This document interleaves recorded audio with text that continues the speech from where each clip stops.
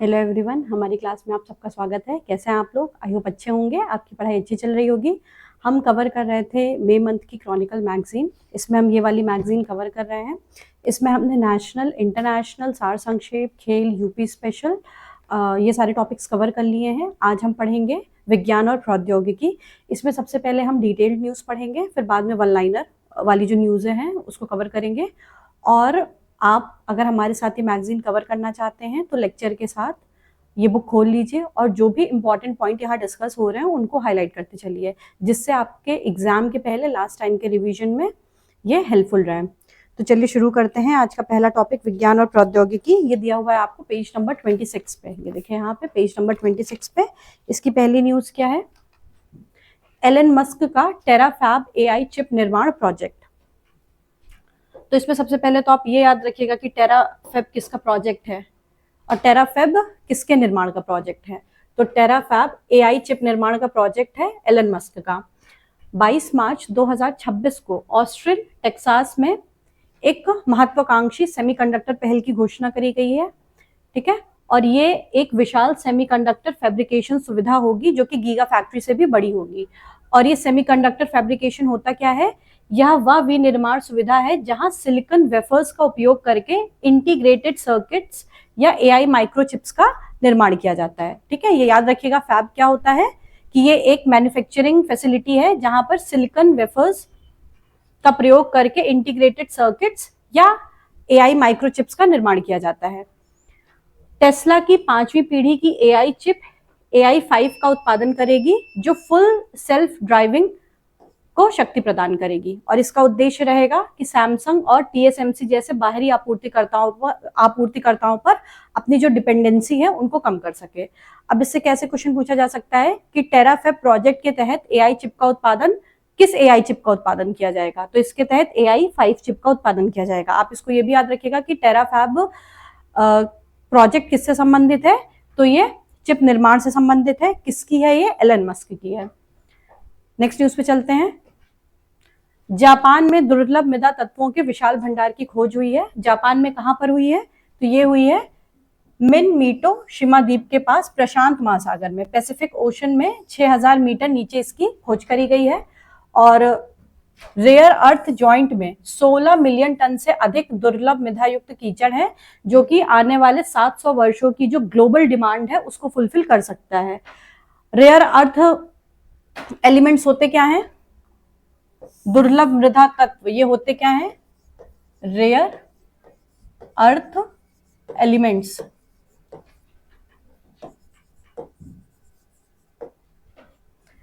ये 17 धात्विक तत्वों, ये याद रखिएगा, ये अधात्विक नहीं है, धात्विक है। ठीक है, 17 धात्विक तत्वों का समूह है जो आधुनिक इलेक्ट्रॉनिक्स, रक्षा उपकरणों और स्वच्छ ऊर्जा के लिए महत्वपूर्ण है। यानी कि इन तत्वों से क्या क्या बनाया जा सकता है? इलेक्ट्रॉनिक्स में इनका यूज हो सकता है, डिफेंस में इनका यूज हो सकता है और क्लीन एनर्जी के लिए इनका यूज किया जा सकता है। और इसमें यट्रियम और डिस्प्रोसियम शामिल है प्रमुख तत्वों में। टोक्यो विश्वविद्यालय के शोधकर्ताओं ने ट्विकू डीप सी ड्रिलिंग पोत और राइजर पाइप प्रणाली का इसमें उपयोग किया है। अब इससे कैसे क्वेश्चन पूछा जा सकता है कि जापान ने दुर्लभ मृदा तत्व यानी कि REE की खोज किस द्वीप के पास करी है? तो ये करी है मिनमीटो शिमा द्वीप के पास। ठीक है, ये याद रखिएगा और इसमें कंट्री का नाम भी याद रखिएगा। और REE में कितने धात्विक तत्व शामिल है? 17 शामिल है, ये भी याद रखिएगा।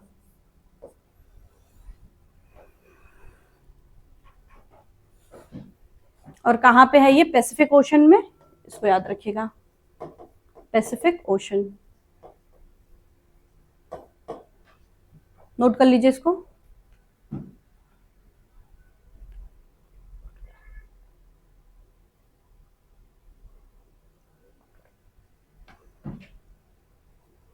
आगे बढ़ते हैं।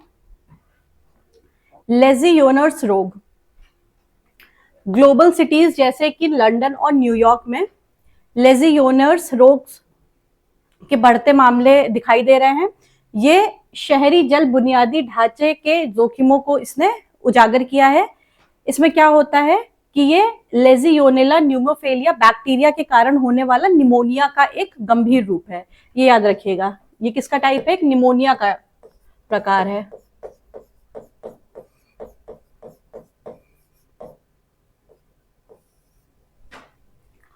और कौन से बैक्टीरिया के कारण होता है?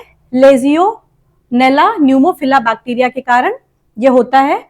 और यह बीमारी व्यक्ति से दूसरे व्यक्ति में नहीं फैलती है, बल्कि ये एयर कंडीशनर्स, कूलिंग टावर्स और दूषित पानी की बूंदों से फैलती है। ये याद रखिएगा। और इसके लक्षण और प्रभाव क्या हैं? इसमें बुखार होता है, खांसी आती है और मांसपेशियों में दर्द होता है। और इसमें जो मृत्यु दर है वो 5 से 10% है।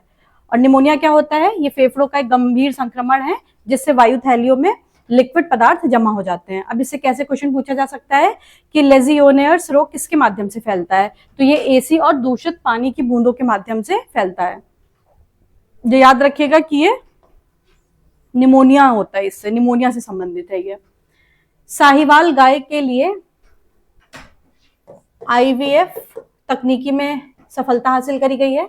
भारत ने उन्नत प्रजनन तकनीकों का उपयोग करके साहिवाल नस्ल के बछड़ों का सफलतापूर्वक उत्पादन किया है। और ये सफलता ICAR IVRI इज्जत नगर बरेली के वैज्ञानिकों के द्वारा हासिल करी गई है। वेरी वेरी इंपॉर्टेंट, ये यूपी के लिए बहुत इंपॉर्टेंट न्यूज है।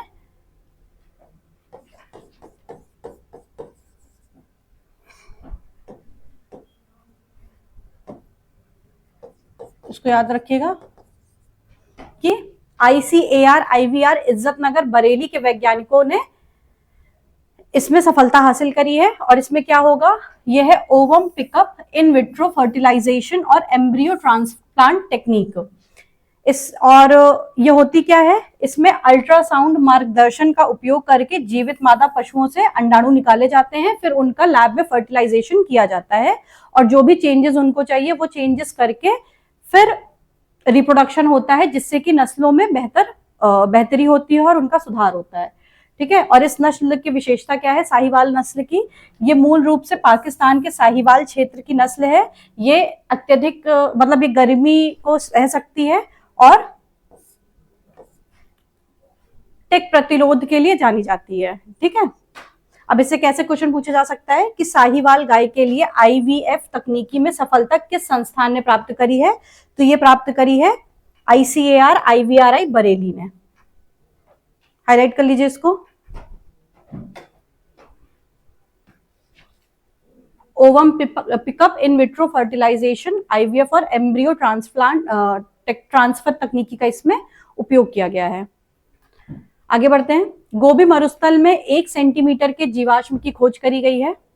19 मार्च 2026 को मंगोलिया के गोबी मरुस्थल में ऊखा तोलकोट क्षेत्र में 1 सेंटीमीटर लंबा असाधारण जीवाश्म खोजा गया है। अब अगर एग्जामिनर को कंफ्यूज करना हुआ तो वो ऐसे भी पूछ सकता है कि कहां पर, किस क्षेत्र में 1 सेंटीमीटर के जीवाश्म की खोज करी गई है? तो इसका ऑप्शन में ये दे देगा ऊखा तोलकोट क्षेत्र। ठीक, तो ये भी याद रखिएगा। और ये है क्या? ये जीवाश्म लेट क्रिटेशियस काल लगभग 75 से 100 मिलियन वर्ष पूर्व का एक माइक्रो स्तनपायी है। ठीक है, यानी कि माइक्रो मैमल है ये।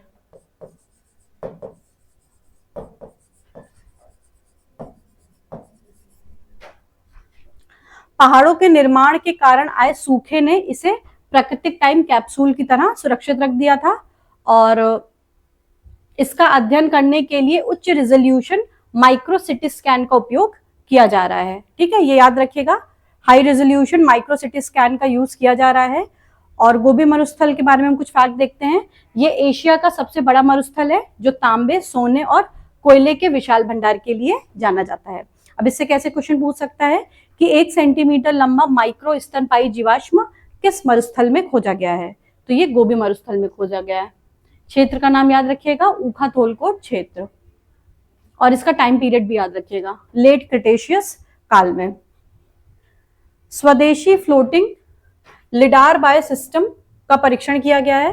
राष्ट्रीय महासागर प्रौद्योगिकी संस्थान NIOT ने तमिलनाडु के मुट्टुम तट पर इसका सफल परीक्षण किया है। यह प्रणाली महासागर पर हवा की स्थिति को मापने के लिए फ्लोटिंग बाय प्लेटफॉर्म और लिडार तकनीकी को जोड़ती है। ठीक है, ये याद रखिएगा। और लिडार क्या होता है? लिडार एक रिमोट सेंसिंग टेक्निक है जो लेजर प्रकाश लेजर प्रकाश पल्स का उपयोग करके पृथ्वी की सतह और वायुमंडल का 3D डेटा कलेक्ट करती है। ठीक है, ये याद रखिएगा, ये मेंस में भी आप यूज कर सकते हैं कि लिडार एक रिमोट सेंसिंग टेक्निक है जो लेजर लाइट पल्स का उपयोग करके पृथ्वी की सतह का और वायुमंडल का यानी कि एटमॉस्फेयर का 3D डेटा कलेक्ट कर सकती है। और ये समुद्री तल से 300 मीटर ऊपर तक वायुमंडलीय डेटा और ऊर्ध्वाधर पवन प्रोफाइल को सटीक रूप से मेजर कर सकती है। और इसकी उपयोगिता क्या है, इसका फ्यूचर में यूज क्या है, तो ये तटीय क्षेत्रों में चक्रवात की ट्रैकिंग यानी कि साइक्लोन की ट्रैकिंग, मौसम पूर्वानुमान और अपतटीय पवन ऊर्जा परियोजनाओं के लिए उपयोगी होगी। ठीक है, अब इससे कैसे क्वेश्चन पूछा जा सकता है कि स्वदेशी फ्लोटिंग लिडार बॉय सिस्टम का सफल परीक्षण किसने किया है, तो NIOT ने किया है। कहां पे किया है, तमिलनाडु के मुट्टुम तट पर, ये याद रखिएगा।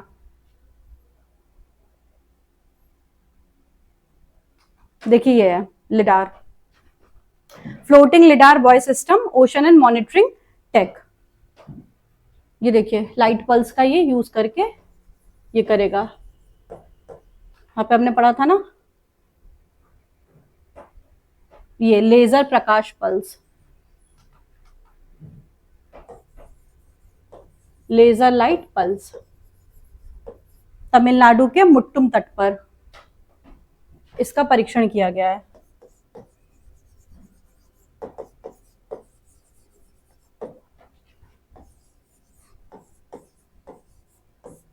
किसके द्वारा, NIOT के द्वारा। आगे बढ़ते हैं। दुर्लभ प्रोगोरिया विकार के लिए प्रोजेनिन थेरेपी, वेरी वेरी इंपॉर्टेंट। 17 मार्च 2026 को सॉन्टियल थ्यूरोप्टिक्स और दक्षिण कोरिया की PRGST के बीच प्रोजेरिन दवा के विकास के लिए समझौता हुआ है। और हचिंसन गिलफोर्ड प्रोगोरिया सिंड्रोम जो कि बच्चों में तेजी से बुढ़ापा का कारण बनता है, ये उसके निदान के लिए इसकी दवा के विकास पर समझौता हुआ है। ये बीमारी कौन सी होती है, अगर आपने पा मूवी देखी है तो उसमें जो अमिताभ बच्चन रहता है उसको यही बीमारी रहती है, प्रोगेरिया। ठीक है, जिसमें उसकी एज जल्दी जल्दी बढ़ रही होती है, जबकि वो 15 साल का ही बच्चा रहता है, लेकिन उसको बुढ़ापा जल्दी आ जाता है, फिर उसकी मृत्यु हो जाती है। तो ये किसकी वजह से होता है, हचिंसन गिलफोर्ड प्रोगेरिया सिंड्रोम। ये बच्चों में तेजी से बुढ़ापा के आने का कारण बनती है और यह LMNA जीन में उत्परिवर्तन के कारण होती है, जिससे दोषपूर्ण प्रोजेनिन नामक प्रोटीन बनता है। ठीक है, ये याद रखिएगा, दोषपूर्ण प्रोजेनिन नामक इसमें प्रोटीन बनता है। और ये जो दवा विकसित करी गई है, ये क्या करेगी कि ये एक मौखिक दवा है जो कि कोशिकाओं में जाके प्रोजेरिन के संचय को रोकेगी। और इसमें जो डेथ होती है बच्चों की, जिसको ये दिक्कत होती है, प्रोगेरिया विकार जिसको होता है, उनकी जो डेथ होती है वो मेनली एथोस्क्लेरोसिस की वजह से होती है। और ये क्या होता है कि ये धमनियों के अंदर प्लाक जमा हो जाता है, वसायुक्त पदार्थ जमा हो जाते हैं, जिसकी वजह से जनरली हार्ट अटैक की वजह से मृत्यु होती है। ठीक है, अब इससे कैसे क्वेश्चन पूछा जा सकता है कि हचिंसन गिलफोर्ड प्रोगेरिया सिंड्रोम किस जीन में उत्परिवर्तन के कारण होता है, तो ये LMNA जीन में परिवर्तन के कारण होता है। इंपॉर्टेंट है, इसको याद रखिएगा, ये पॉइंट इसमें इंपॉर्टेंट है।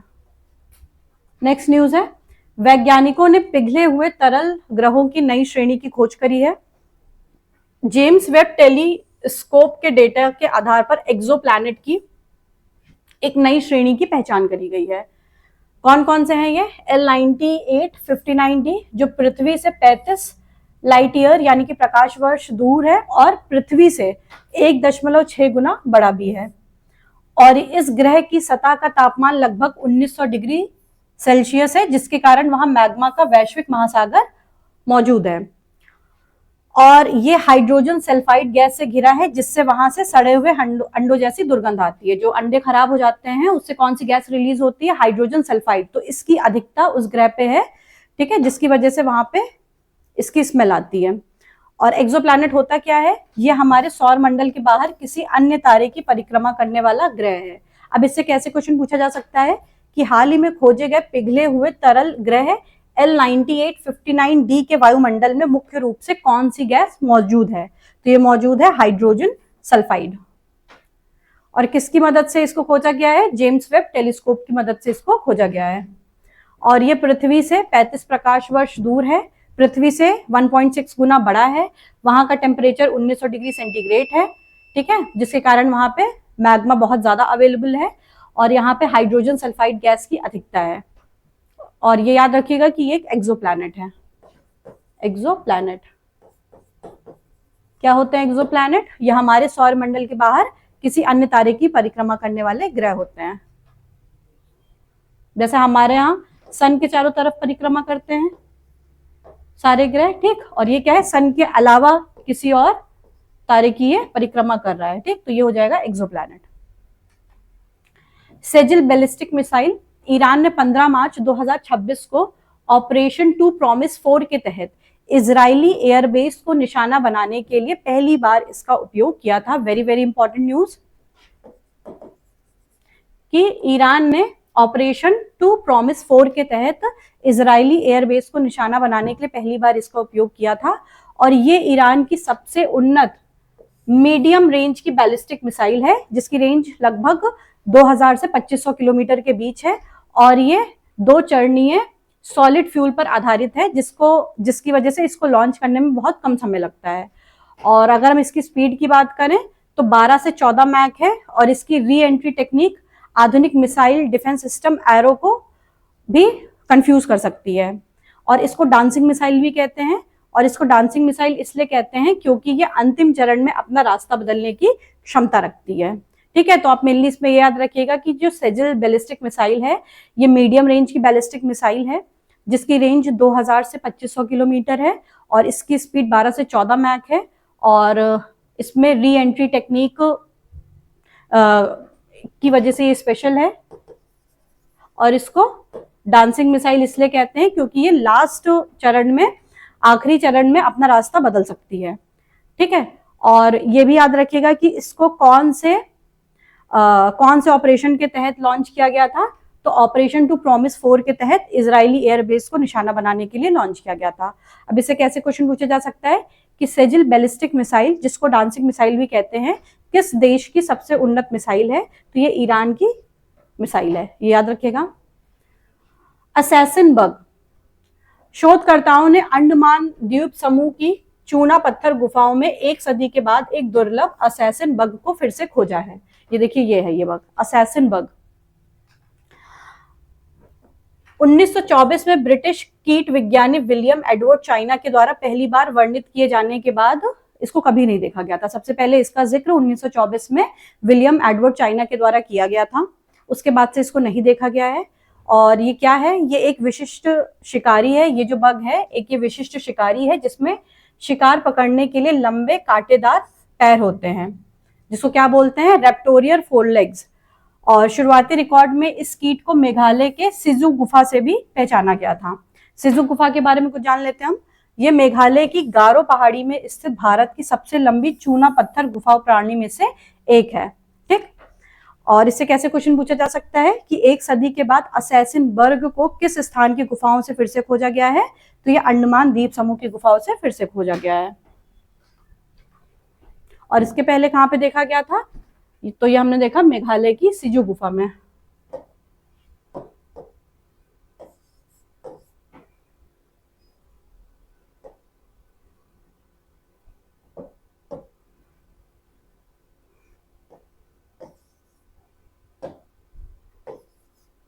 मेघालय की सिजु गुफा में। और सबसे पहले इसको 1924 में देखा गया था। और अगर हम वर्तमान संदर्भ की बात करें तो ये अंडमान में देखा गया इसको।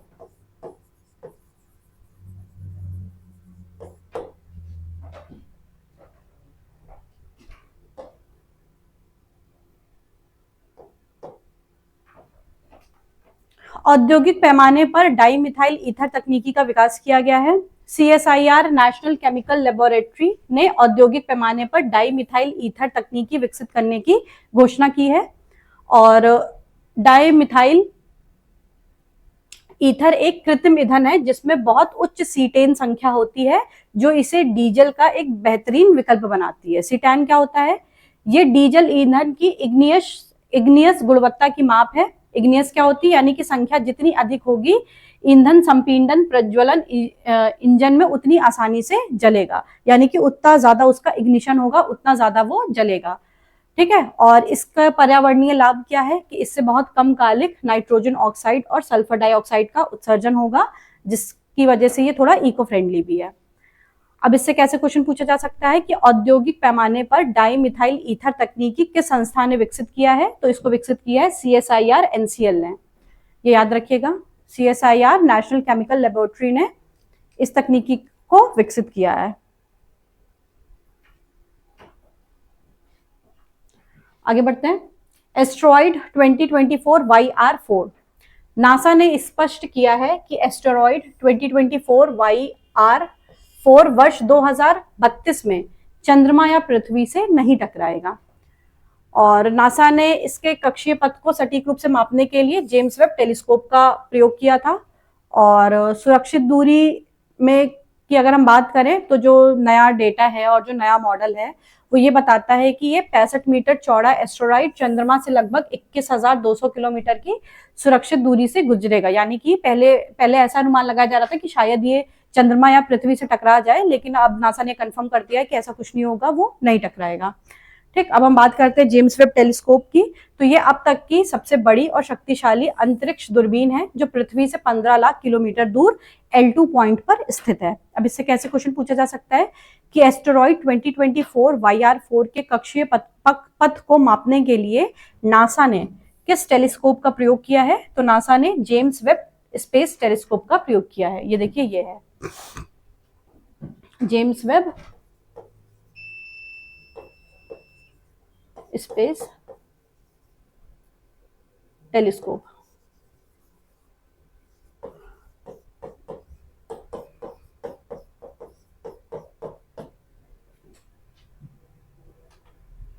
आर्टेमिस 2 मून मिशन के लिए अप्रैल 2026 का लक्ष्य निर्धारित किया गया है।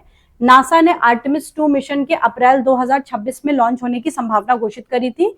और ये एक परीक्षण उड़ान है जिसमें 4 अंतरिक्ष यात्री ओरियन अंतरिक्ष यान में सवार होकर चंद्रमा की परिक्रमा करेंगे। ठीक है, इसमें ये याद रखिएगा कौन से व्हीकल में जाएंगे ये लोग? ओरियन अंतरिक्ष यान में। और इसमें Reid Wiseman, Victor Glover, Christina Koch और कनाडाई एजेंसी के जेरमी हेंसन भी शामिल हैं। और ये मिशन नासा के स्पेस लॉन्च सिस्टम रॉकेट का उपयोग करेगा। और आर्टेमिस कार्यक्रम की हम बात करें तो ये क्या है? इसका उद्देश्य अपोलो मिशन के बाद चंद्रमा पर फिर से मनुष्यों को लेके जाना है और वहां पर मनुष्यों की निरंतर उपस्थिति को स्थापित करना है। अब इससे कैसे क्वेश्चन पूछा जा सकता है कि आर्टेमिस 2 मिशन में किस रॉकेट का उपयोग किया जाएगा? तो इसमें उपयोग किया जाएगा स्पेस लॉन्च सिस्टम का।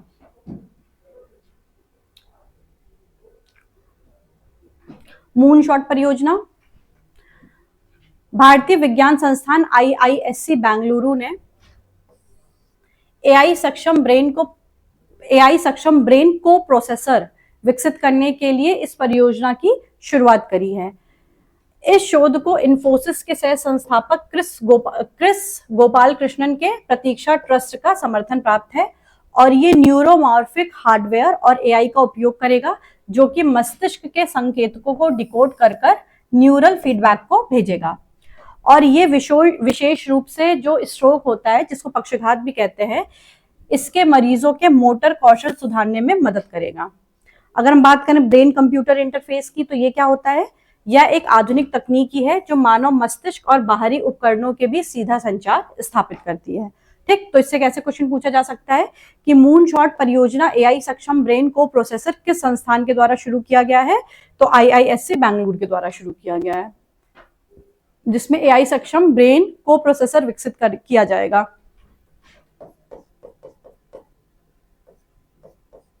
एआई सक्षम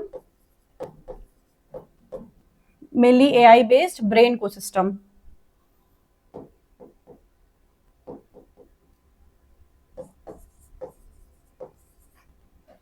एआई बेस्ड ब्रेन को सिस्टम।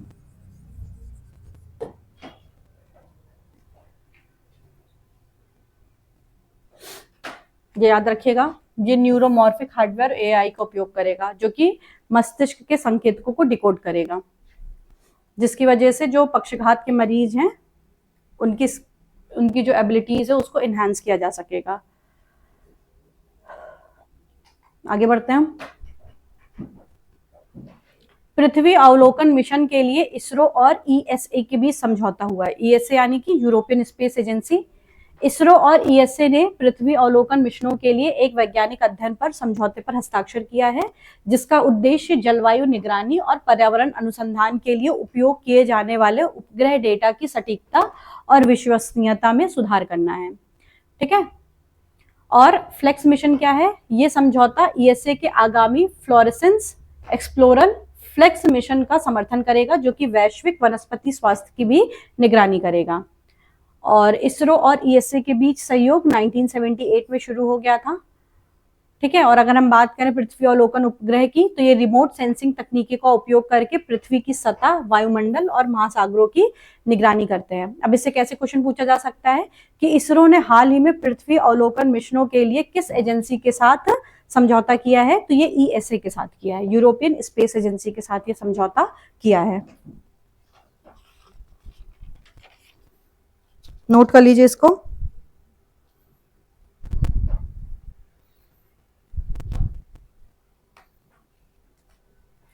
इसका उद्देश्य याद रखिएगा ना, ये जलवायु निगरानी और पर्यावरण अनुसंधान के लिए उपयोग किए जाने वाले डेटा उपकरण की सटीकता और विश्वसनीयता में सुधार करता है।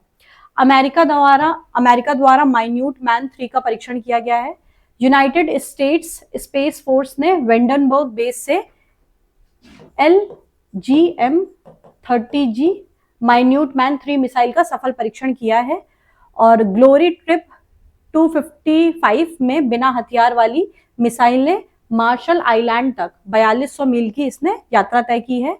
और इस मिसाइल की गति 15,000 मील प्रति घंटा, यानी कि अगर हम बात करें तो ये मैक 23 से अधिक है और इसकी सीमा 6000 मील से भी अधिक है। अगर हम पृष्ठभूमि इसकी देखें तो 1970 में तैनात यह मिसाइल अमेरिका परमाणु परीक्षण त्रय, जिसको न्यूक्लियर ट्रायड भी कहते हैं, ये इसका अहम हिस्सा है।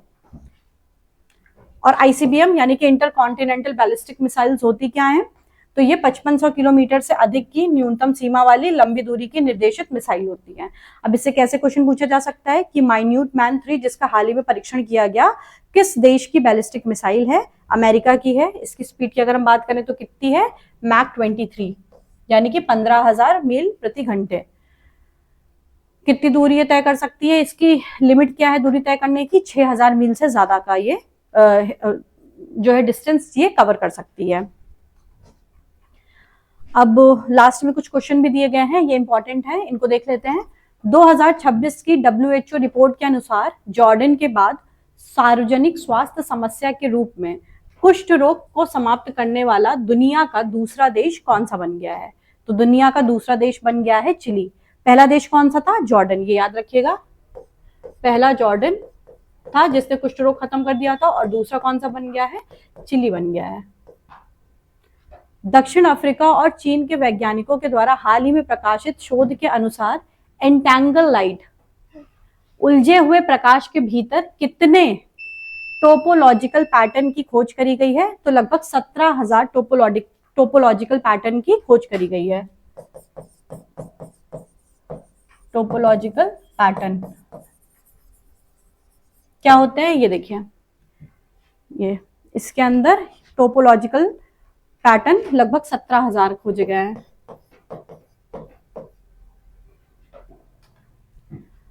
कनाडा के वाटरलू विश्वविद्यालय के शोधकर्ताओं ने केवल सूर्य के प्रकाश का उपयोग करके प्लास्टिक कचरे को किस रसायन में बदलने की तकनीकी विकसित करी है? तो ये सूर्य के प्रकाश का प्रयोग करके प्लास्टिक कचरे को चेंज करेंगे एसिटिक एसिड में। इंपॉर्टेंट है, याद रखिएगा इसको।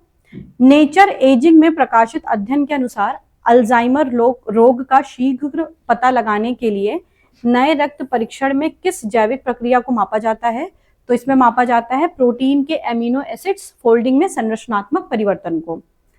इलेक्ट्रॉनिक्स और सूचना प्रौद्योगिकी मंत्रालय के द्वारा लॉन्च किए गए ब्लॉकचेन इंडिया चैलेंज का प्राथमिक उद्देश्य क्या है?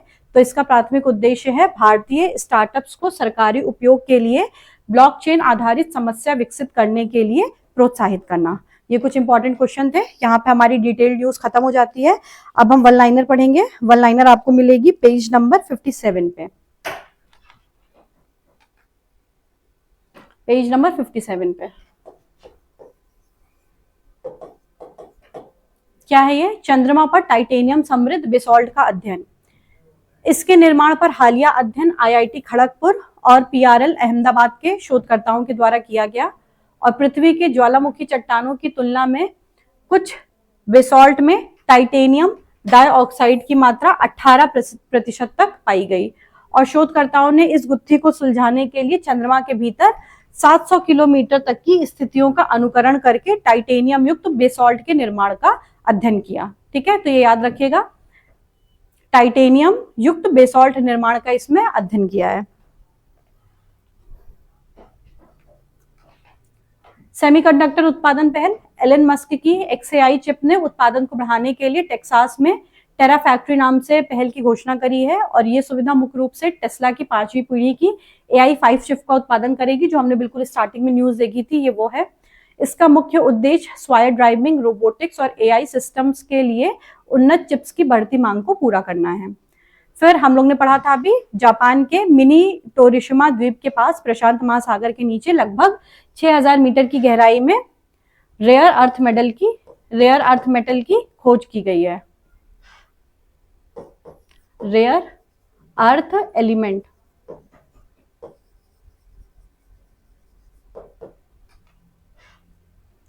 और ये जो REE खोजे गए दुर्लभ मृदा कीचड़ के भंडार में 16 मिलियन टन से अधिक REE होने का अनुमान है और इसकी खोज के लिए चिक्यू नामक उन्नत ड्रिलिंग पोत का उपयोग किया गया है। ये इंपॉर्टेंट है, ये याद रखिएगा, चिक्यू नामक उन्नत ड्रिलिंग वेसल का यूज किया गया है। लचीले रेगिस्तान काई सिंट्रिचिया कैनवस की पहचान की गई है और जो कि किसमें महत्वपूर्ण भूमिका निभा सकती है? मंगल ग्रह के औपनिवेशीकरण में। और इसमें आप मेनली ये याद रखिएगा कि सिंट्रिचिया कैनवस क्या है, तो ये काई है, मॉस है ये। और ये जो मॉस है ये अपनी कोशिका जल का 98% से अधिक खोने के बाद भी जीवित रह सकती है। भारत ने नियोडियम आयरन बोरॉन चुंबकीय निर्माण के लिए हैदराबाद में एक पायलट प्लांट स्थापित किया है। Very very important news. और NdFeB चुंबक नियोडियम, लोहा और बोरान जैसे तत्वों के संयोजन से बनता है और निर्माण प्रक्रिया के आधार पर ये 3 प्रकार के होते हैं। कौन कौन से? सिंटरेटेड, बॉन्डेड और हॉट प्रेस्ड। तो इसमें मेनली आप इसकी लोकेशन याद रखिएगा, इसमें ये बहुत इंपॉर्टेंट है।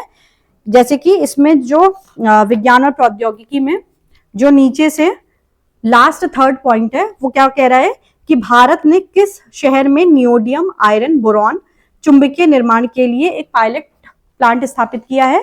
तो ये स्थापित किया है हैदराबाद में। इसको आप याद रखिएगा, ठीक है। और ये जो NdFeB है ये किसके संयोजन से बना है? NdFeB। तो इसमें क्या क्या है? नियोडियम,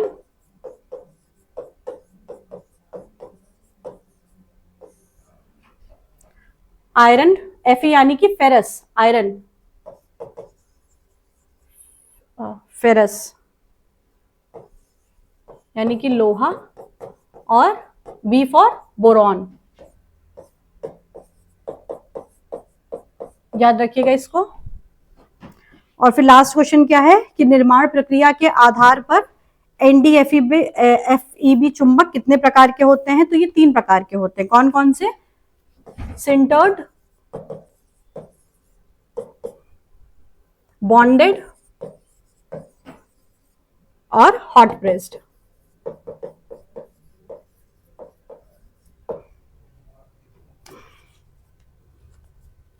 ठीक है, इसको याद रखिएगा। और फिर इसके ऊपर एक न्यूज दी है जो भी हम लोग ने पढ़ी, सिंट्रिचिया कैनवस काई अपनी कोशिका जल का कितना प्रतिशत खोने के बाद भी जीवित रह सकती है? तो 98% से अधिक होने के बाद भी ये जीवित रह सकती है। ठीक है, तो ये कुछ इंपॉर्टेंट पॉइंट्स थे साइंस एंड टेक के जो कि कंप्लीट हो गए। इसके साथ ही आपकी मई मंथ के साइंस एंड टेक के टॉपिक यहीं कवर हो जाते हैं। अब बस हमारा एक टॉपिक बचा हुआ है आर्थिकी। इसको हम नेक्स्ट क्लास में देखेंगे। तब तक आप इसको पढ़िए, रिवाइज करिए, जो भी इंपॉर्टेंट पॉइंट यहाँ डिस्कस करे गए हैं उनको हाईलाइट करिए और रिवीजन करते रहिए। आज के लिए इतना ही, मिलते हैं नेक्स्ट क्लास में। Thank you very much.